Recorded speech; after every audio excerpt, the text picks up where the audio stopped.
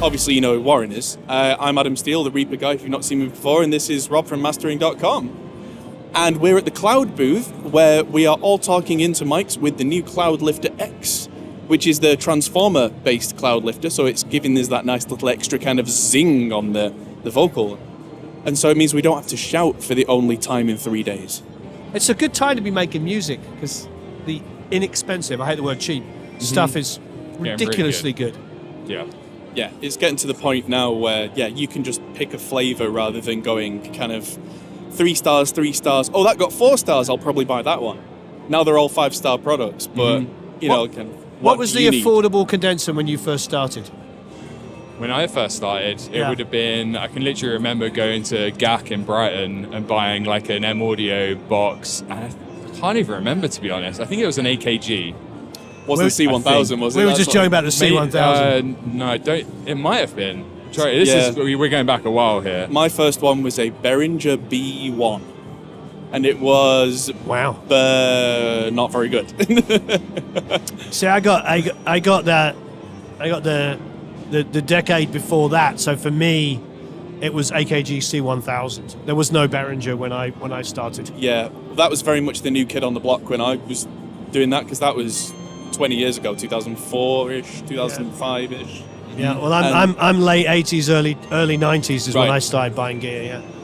The age-old advice at the time was get an SM57 and put it on everything, which it still kind of holds true. That's exactly what I did. Yeah. I can remember some really old websites that I learned from. God, I can't. You might remember some of them, but there was nothing at the time. There was really nothing. I remember reading Sound on Sound, trying to figure out what the hell they were talking about. Yeah. And there was one website. I can't remember what it was called, but same thing. Bought an SM57. And that was it.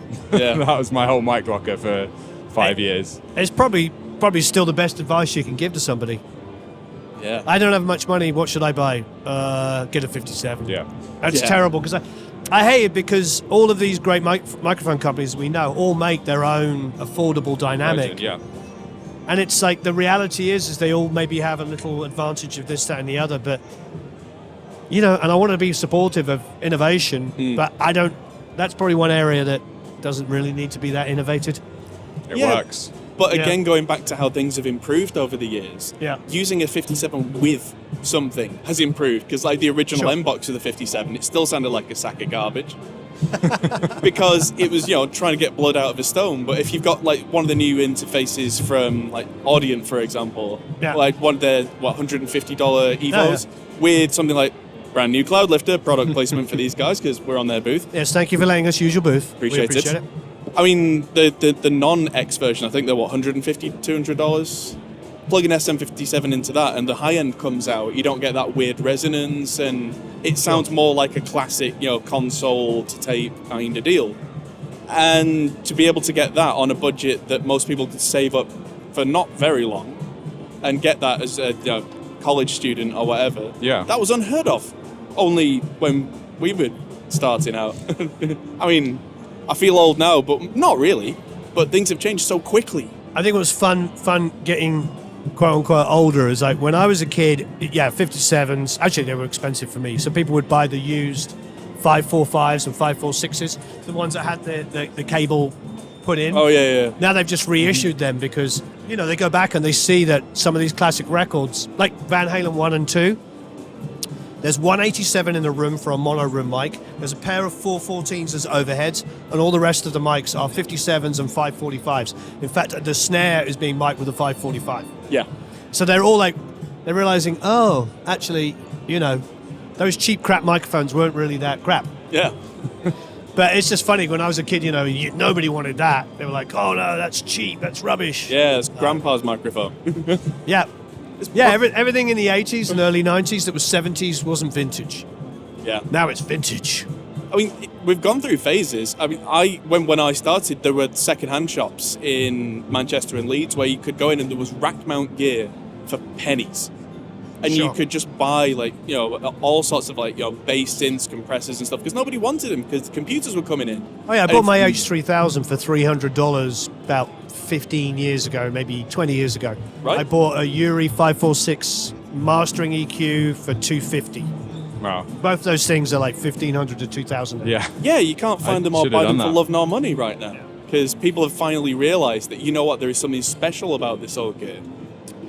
Yeah, I think we could definitely go on a tangent on this one, but yeah, I think a handful of pieces of hardware, you know, you don't have to have them, but it's kind of nice in a studio to go in and see. I kind of skipped all of that. I was too late to the game. I was probably just in the kind of the crossover where that was just completely unnecessary. Never used hardware from day zero. Right. So UAD, emulations. now, I mean, for years it was stock plugins. Like for me, when I started it, I was like 14, maybe 13. Yeah. So it was just like, it was literally the M Audio, the AKG, whatever, and SM57, just messing around with crappy guitar cabinets, and that was it for like 5 years. So it would have been stock plugins, and which probably isn't that different from what I did, because what I did was 4-track cassette, and so I didn't even have anything as good as the DAW. yeah. When I think about it, yeah. Yeah, I started on a 4-track cassette, Oh, you did? but then within a year, I ended up You're trying to say something about being from up north? Yeah, right. But yeah, within a year, Where's I got a Lee? copy We of need to Sonar. tease him. Oh yeah, the Ginge, he's around here somewhere. But yeah, I started on very early DAWs like Sonar, and their plugins were okay. Mm-hmm. I didn't know what I was doing. Then went to university, College for the Americans, and they had these studios where it was like, how many U87s would you like? Yeah. One for one on every tom, and Where did you go? Huddersfield. Huddersfield, okay. Yeah. And so I was kind of spoiled immediately of, there's all this stuff you can do, but you don't know what to do with it. Good luck. But did you do the same mistake I did? That I got into a studio and there was, $1 million worth of microphones, and I just assumed that you put them on everything because they were better. Yeah. Oh yeah. Absolutely. Yeah. You put Use the most expensive thing you can find. You're like, there's an 87 on a rack top. Yeah. And you're like, why don't my drum mics just sound like the cymbals are bleeding into everything? Yes. I didn't know. I didn't understand anything about proximity or Yeah. cardioid or anything like that. I was just like, yeah, put an 87 in front of it. I even made the rookie mistake of not really using my ears and just assuming things are right by eye. Of like, the first time I used Sennheiser 421s, they've got the band around the top. So if you look at it, you assume the sides are going to be where it picks up. So I put them on toms thinking like a condenser. Right. So they're actually pointing at the ceiling.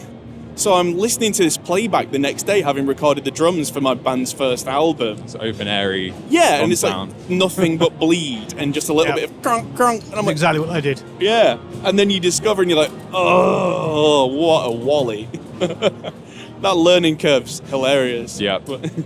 I came up in the early gear space. Before it was gear space. Yes. Just looking up endless mic reviews, not trying stuff. Just reading reviews, saving up, and then going and buying it. Playing around with like Octavia mics. Like those are great. The pencils. Like, I've had those for at this point, like 15 years. Still use a lot of the stuff that I bought when I was like a teenager. But so you do have one exception then. Because we were talking about buying something and then it rocketed up in value. Those, because I remember I bought a pair of those at Guitar Center in Hollywood for I think there was a $99 deal for a pair. Wow. And the last time I checked for those mics, I don't know, they're hundreds of dollars now. I didn't even know they were worth. Oh no, because they're fantastic mics. Well, do you ever hear of the Octava mods? Michael Jolly's Octava mods? Because back in the day, Octava were affordable, but this guy knew what he was doing and replaced components and made them. I just was never that smart and industrious. I was because I was a musician, which I know we all are. That was always like, it was always a means to an end. Yeah. I always admired the people that would take things apart and solder them, and I have used occasional solder to fix something naively and probably very badly. But I was always more like, yeah.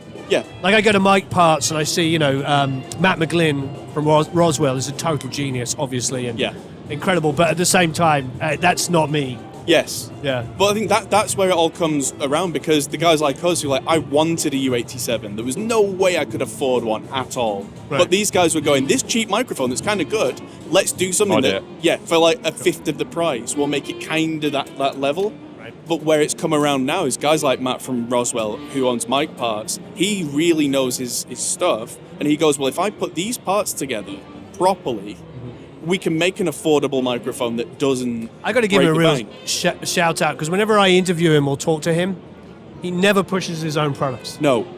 Yeah, he's a really good guy. He's a really good guy. He's yeah. done a lot of academy meet and greets. Definitely something to think about, Rob. He helps people understand why they need different microphones. Yeah. Right. And he doesn't. It's never always like you have to buy my microphone. Yeah. Did you see his new microphone at the show? No, but we have to go and see he's him. made basically a perfect replica of the Telefunken 251. Wow. But way more affordable. He's probably one of the few people I actually would trust with the word replica. Yes. Yes. But, well, he's gone one further and looked at the schematic and gone, you know what, this was made in the 50s. That's unreliable. I'm going to change them for something that won't break. Yeah. But he's not charging vintage prices. Yeah. I mean, as much And as he I- makes them here in America. Indeed, he does. Something that I always I always wanted like a U87, but after a little while I became quite jaded and I didn't want mics that had the big name because I worked out that a lot of the cost is Sure. from the name. And it's like buying a luxury car. You know, it's like one can get me to A to B, so can the other one, but it's got a nice badge on it. And so I think it was kind of how we've ended up with things like the Lewitt 440s and that kind of thing, is looking for the alternatives, going, what gets me that quality level without having to buy this silly badge name with the extra $1,000 on top. There's so many great companies and great products out here that, like we were saying, you can afford most of these. I mean, they're not necessarily cheap, We're but in it's an not interesting- necessarily like Crazy, yeah. legacy prices. We're in an interesting place because I feel like the technology is going in two independently and worthy directions at the same time. So what you've got companies like Lewitt, Austrian Audio, I know they're direct competitors, but and the company I just met with, which we'll talk about outside of it, but that are going for these invisible, don't get in the way, capture it perfectly for as cheap as possible, inexpensive, hate the word cheap, inexpensive as possible, and then just use all your plugins, Right. which Yeah. I completely relate to. So Yeah. $300 microphone that doesn't color the sound.